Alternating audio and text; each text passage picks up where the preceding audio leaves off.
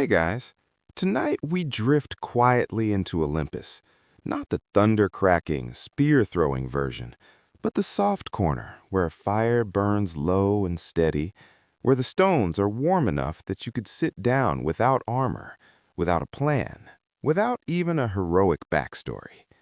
You are standing there now. The air smells faintly of ash and baked bread, and somewhere behind you, gods are arguing about glory. But right here, right now, there's only the hearth. And honestly, you probably wouldn't survive this, not because of monsters or curses, but because staying still while gods compete is apparently one of the hardest skills in mythology. So, before you get comfortable, take a moment to like the video and subscribe, but only if you genuinely enjoy what I do here. And if you're still awake enough, drop a comment telling me where you're listening from and what time it is there. Now, dim the lights, maybe turn on a fan for that soft background hum, and let's ease into tonight's journey together. You are on Olympus, but not at the flashy end. No lightning bolts are being polished near you. No one is asking you to judge a beauty contest that will accidentally start a war. Instead, you're near the center, the literal center, where a fire burns in a shallow stone ring. The flames are not dramatic. They don't roar or leap. They breathe. In, out, in, out. And beside this fire sits Hestia, the goddess you were probably told about once, briefly before the story rushed off to something louder. She doesn't look bored. That's important. She looks settled, as if the universe has already arrived exactly where it needs to be, and she's just making sure it doesn't go cold. Mainstream myth tells us that Hestia is the eldest daughter of Cronus and Rhea. Yes, eldest, older than Zeus, Poseidon, and Hades, which means, in the usual Olympian career ladder, she should be terrifying. Instead, she's polite. You notice that immediately. Gods pass by her fire, warming their hands, and none of them shove her aside. Even Ares lowers his voice near the hearth, which is saying something. Historians still argue whether this respect comes from religious taboo or simple social habit, but either way, you can feel it working. You shift your weight. The stones are warm under your feet. This fire has been here longer than most of the grudges on the mountain. Hestia tends it without tools, without visible effort. The flames respond to her presence like trained animals, calm, loyal, uninterested in drama. Here's a quirky tidbit most people miss. Hestia almost never appears in myths where things go wrong. When gods trip each other, transform into animals, or accidentally invent new forms of suffering, she's absent. Some ancient hymns barely describe her at all, which is strange considering she's supposedly everywhere. It's like writing a family story where the house itself never gets dialogue, even though everything happens inside it. You watch Zeus pass by. He nods to her. Not a dramatic nod, just a small one, the kind you give someone who's holding something important so you don't have to. That's the dynamic here. Hestia holds the fire, so no one else has to think about it. There's a gentle joke hiding here, and you catch it. The goddess of staying home is technically the most traveled deity in Greece.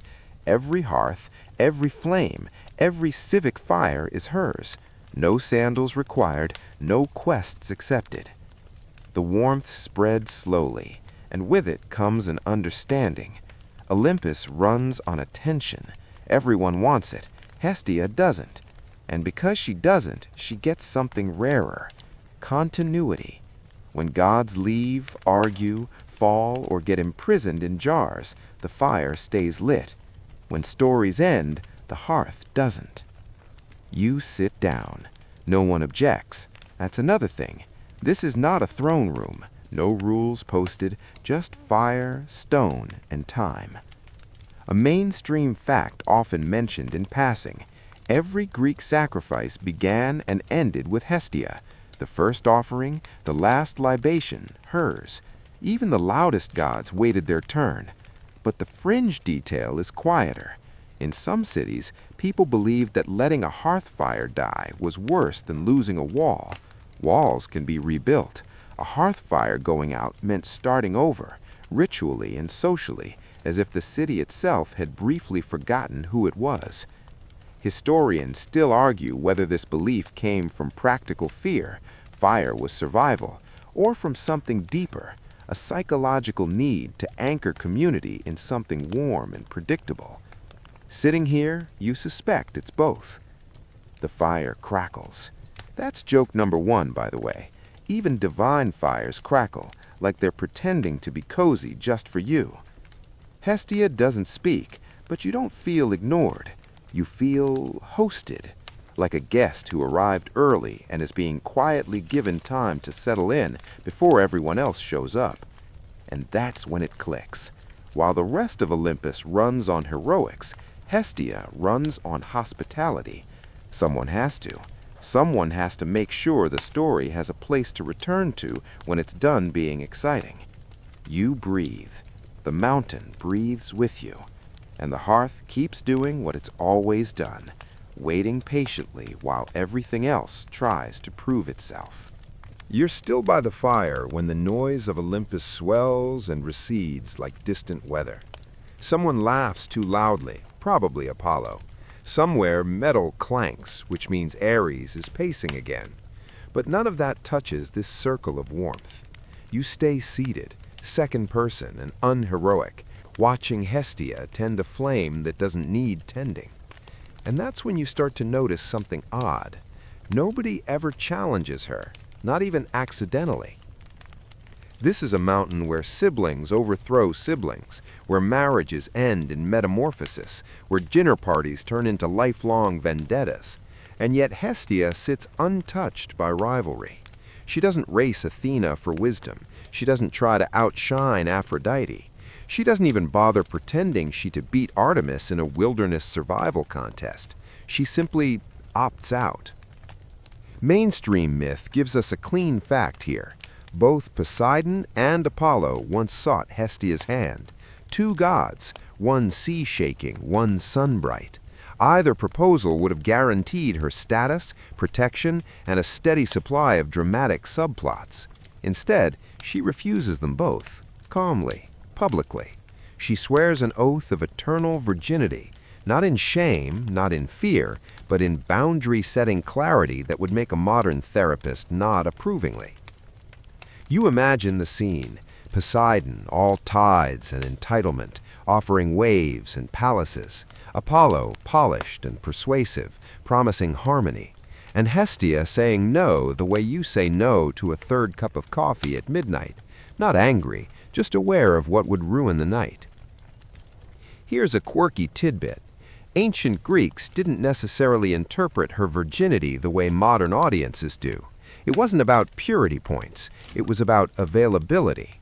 A hearth that belongs to one god or one household can't belong to everyone.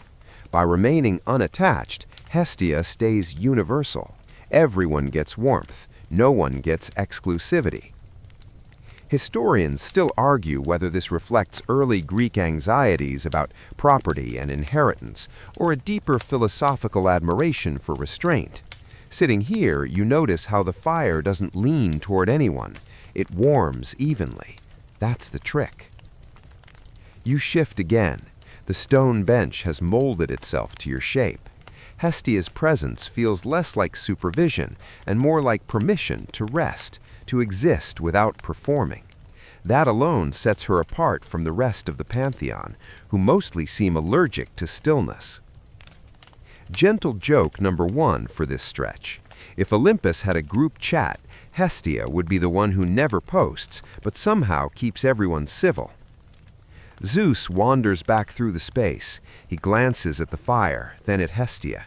There's no flirtation, no tension, just trust. That's unusual for him. Mainstream sources tell us Zeus honors Hestia's vow personally, promising her the highest respect in homes and temples, which is fascinating because Zeus is not known for respecting vows that don't benefit him. Historians still argue whether this is evidence of early cult importance or simply mythological wishful thinking, but the result is the same. Hestia's no stands. You realize something quietly radical is happening here. In a culture obsessed with honor, lineage, and legacy, Hestia's power comes from refusal. She doesn't gain influence by accumulating titles, she gains it by declining them, and nobody punishes her for it. There's a fringe detail tucked into later writings. Some philosophers suggested Hestia represented the unmoving center of the cosmos, echoing early ideas that Earth itself was fixed while everything else revolved. Not scientifically accurate, sure, but emotionally spot on.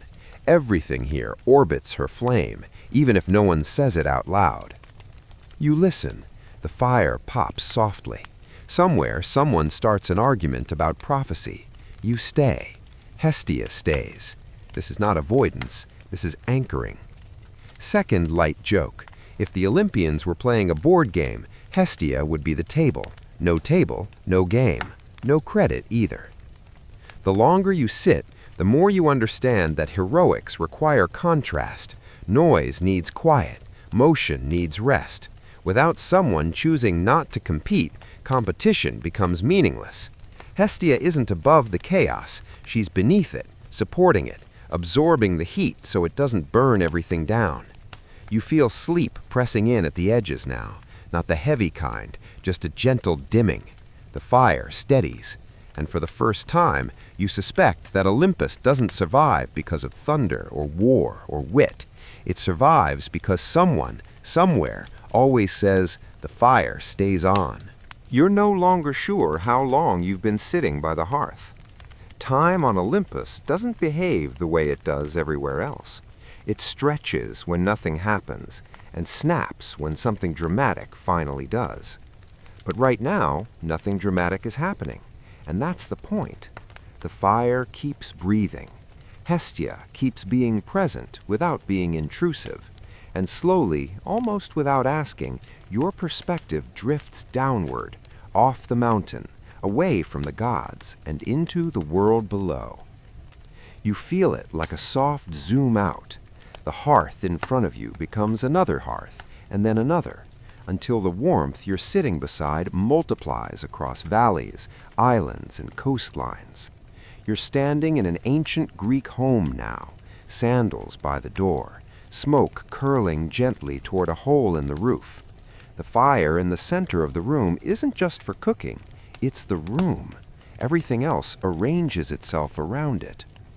This is the mainstream fact most textbooks mention quickly and move past. In ancient Greece, the hearth was the heart of the household, both practically and spiritually. Meals, sacrifices, family decisions, everything happened here. Hestia wasn't a distant goddess with a single temple on a hill. She was in every home, every day, quietly receiving the first and last offerings of every meal. You watch someone sprinkle a few grains of barley into the flame before eating. No speech, no drama, just habit. And that habit matters. Historians still argue whether daily domestic rituals like this shaped Greek religion more deeply than the grand myths ever did. Standing here, you suspect the answer is yes, because this feels real in a way thunder never does. Here's a quirky tidbit that doesn't always make it into popular retellings. When a new household was founded, through marriage, migration, or colonization, people would carry fire from the old hearth to the new one. Not a metaphor, actual embers, wrapped carefully, guarded closely. Losing the flame meant more than inconvenience, it meant the symbolic death of continuity. You imagine the journey, a family walking slowly, someone in charge of the fire, checking it every few steps like an anxious parent.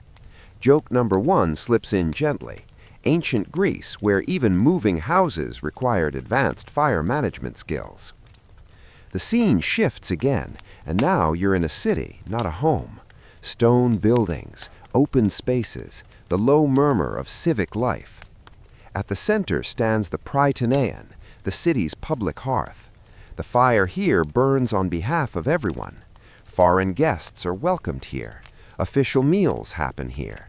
It's warm, neutral ground in a world that loves taking sides.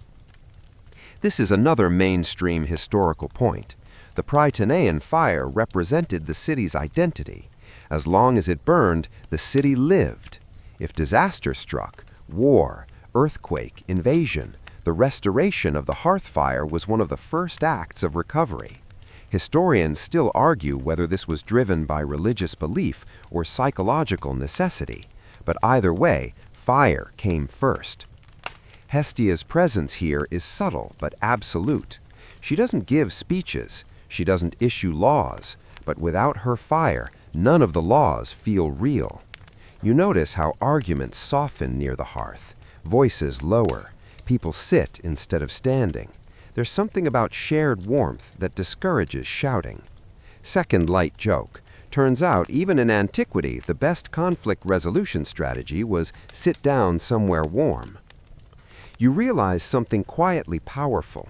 Hestia scales perfectly. She works in a single-family kitchen and a citywide hall with equal ease. She doesn't care how many people are gathered. The logic stays the same. Warmth first, community second, ego last. The fire crackles again, and for a moment it reminds you of that hearth on Olympus. Same rhythm, same patience, same refusal to rush. The gods may be immortal, but this daily tending of flame is what makes human life feel continuous instead of fragmented. Here's a fringe detail scholars love to debate.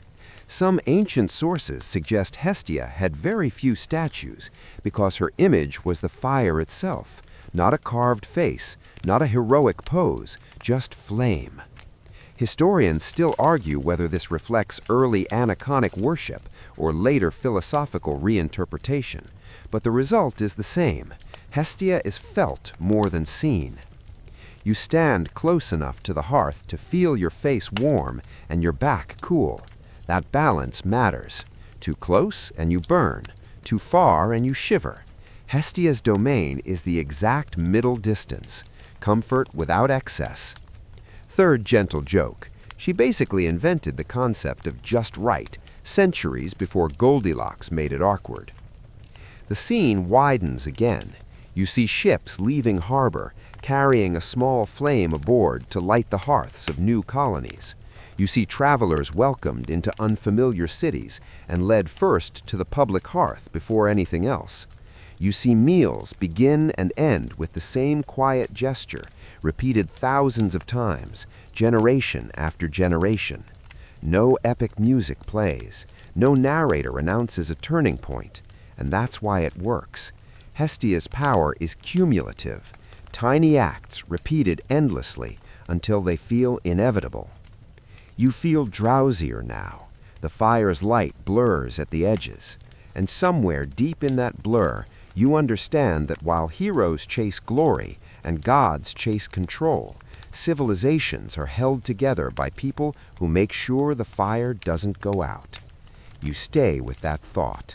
The hearth glows, and everything else, wars, myths, names, softens around it. You don't notice the shift at first. The fire is still there, steady and familiar, but the feeling around it changes. The space tightens, becomes more formal, more political. You're no longer just in a home or a city hall. You're back in the realm where divine rules matter, where numbers are counted, titles are weighed, and status is quietly negotiated. Olympus again, but this time you're seeing its seating chart. There are 12 thrones. That's the number everyone remembers. 12 Olympians. Neat, balanced, easy to memorize. Except, as you're starting to realize, Greek mythology has never been particularly fond of neatness. Gods come and go. They get promoted, demoted, imprisoned, reborn. And somehow, without fanfare, Hestia steps aside. Mainstream myth tells us that when Dionysus, god of wine, ecstasy, and generally making things unpredictable, is elevated to Olympus, Hestia gives up her throne to him. No duel, no argument, no cosmic paperwork dispute. She simply yields her seat and returns to the hearth. Historians still argue whether this was an early mythological explanation or a later attempt to squeeze an extra god into an already crowded lineup. You watch it happen, and it's almost underwhelming. Dionysus arrives with noise and followers and a faint smell of grapes. He's vibrant, messy, alive in a way that contrasts sharply with Hestia's calm. And she smiles, or at least her presence softens. There's no resentment, no sense of loss. Here's the quirky tidbit that makes scholars pause. Some ancient sources don't mention this exchange at all. In others, Hestia is still counted among the 12. In some lists, she's replaced. In others, she's simply everywhere and nowhere at once. Greek religion, it turns out, was very flexible with math. 12 was a guideline, not a rule. Gentle joke number 1. Ancient Greeks, brilliant philosophers, groundbreaking mathematicians, surprisingly casual about counting their own gods. You feel the implications settle in. Hestia doesn't lose power by giving up her throne. If anything, she gains freedom. Thrones demand attention. Hearths invite return. One requires defense, the other requires care.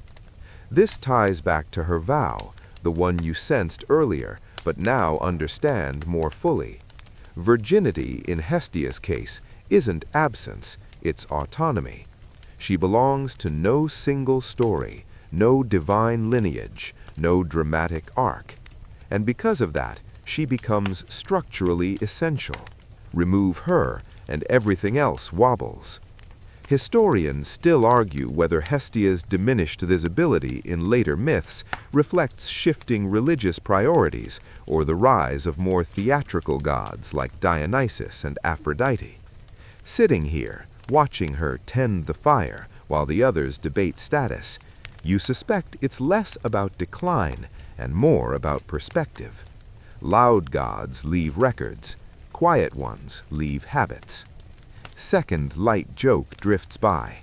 Hestia didn't get written out, she got written into everyone's daily routine, which is honestly the more efficient strategy. You notice something else now. When disputes break out between Hera and Zeus, between Apollo and Hermes, someone always returns to the hearth afterward, not to apologize, just to be warm. The fire doesn't judge. It resets the emotional temperature. That's power without authority. There's a fringe philosophical idea, discussed by later thinkers, that Hestia represents the concept of stasis, the necessary still point in a moving universe.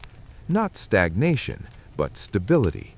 The thing that doesn't chase novelty because it doesn't need to. Historians still argue how much of this interpretation is ancient and how much is projection, but the symbolism holds. You feel the sleepiness deepen now. The firelight slows your thoughts. Sentences stretch. Ideas soften. You think about modern life, busy, loud, constantly optimizing, and realize how rare Hestia's choice feels. To step back, to say, this is enough. Third gentle joke drifts by. If Olympus had performance reviews, Hestia would get exceeds expectations for literally doing nothing new. Dionysus settles into his throne. The number 12 is preserved. The stories move on. And Hestia remains where she's always been, unbothered by the shuffle. You understand now that yielding isn't the same as losing. Sometimes it's how you stay essential. The fire burns on. The mountain quiets just a little. And you sit there, warm and unclaimed, realizing that the calmest gods are often the ones holding everything together. You're back where you started, though it doesn't feel like a return. The hearth is in front of you again, but now it carries weight, memory layered on memory, like ash that's been carefully banked rather than cleared away. Olympus hums in the distance, still dramatic, still busy proving itself. But here, in this steady circle of warmth, nothing needs to be proven anymore. You sit, and it feels intentional now. Earlier, you were just resting. Now you're choosing to stay. Hestia is here, as she always has been, and you finally understand why her story never crescendos. It doesn't need to. Her influence works the long way around. While other gods change the world by force, storms, wars, prophecies, she changes it by repetition. One fire, then another, until eventually warmth feels normal and chaos feels like the interruption. This is the mainstream truth that often gets overshadowed. Hestia was among the most widely worshipped deities in ancient Greece, even if she wasn't the most loudly praised. Every home honored her, every city acknowledged her, every sacrifice passed through her domain. She didn't need temples on cliffs because she already lived where people actually were. Here's a quirky, easily overlooked detail. In some Greek rituals, people would invoke Hestia without even saying her name. The act itself, lighting the fire, sharing the meal, was enough. Imagine being so fundamental to daily life that words become optional. Historians still argue whether this reflects deep reverence or simple habit, but the result is the same. Hestia becomes invisible in texts because she's unavoidable in practice. You watch the fire again. It hasn't changed. That's comforting. It doesn't flare for insight or dim for drama. It just is. And slowly, a realization settles in that feels almost modern in its relevance. Power doesn't always announce itself. Hestia's refusal of heroics wasn't withdrawal, it was strategy. By staying neutral, she stayed necessary. By avoiding spectacle, she avoided replacement. Trends come and go. Gods rotate in and out of favor, but the need for warmth, for a center, for a place to return to, that doesn't expire. Historians still argue whether Hestia's quiet nature made her easier to forget in later retellings, especially when Roman writers favored Vesta's more institutional role. But forgetting her name didn't remove her function. Fires still burned, homes still gathered, cities still rebuilt their hearths first. The system kept working, even when the story faded. Gentle joke number one for this final stretch. Hestia didn't lose the popularity contest. She opted out and still won. You think back to everything you've seen tonight. The oath, the refusals, the hearths in homes and halls, the throne quietly surrendered. None of it feels accidental anymore. It feels designed, not by a scheming mind, but by patience. There's a debate scholars love to circle here. Was Hestia's prominence a reflection of early domestic religion, later overshadowed by heroic cults? Or was she always meant to be the background constant while others took the spotlight?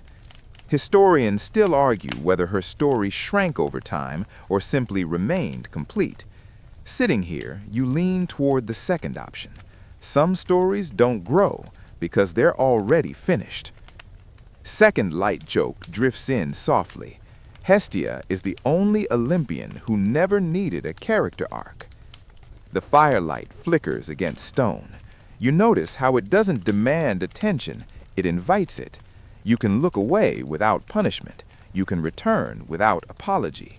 That, you realize, is the core of her power. Accessibility without obligation.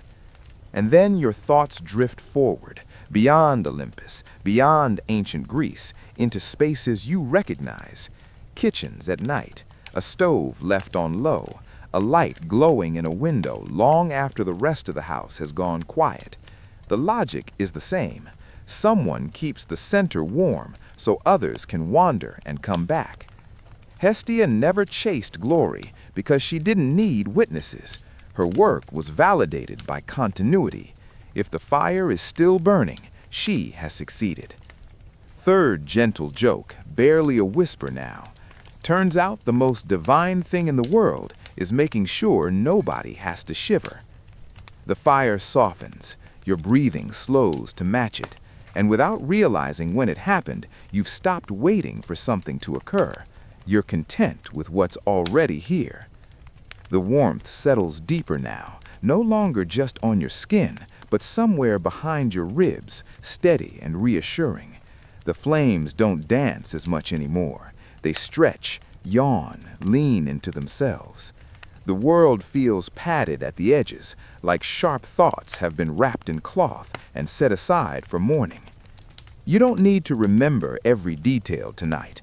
You don't need to hold on to names or timelines or debates.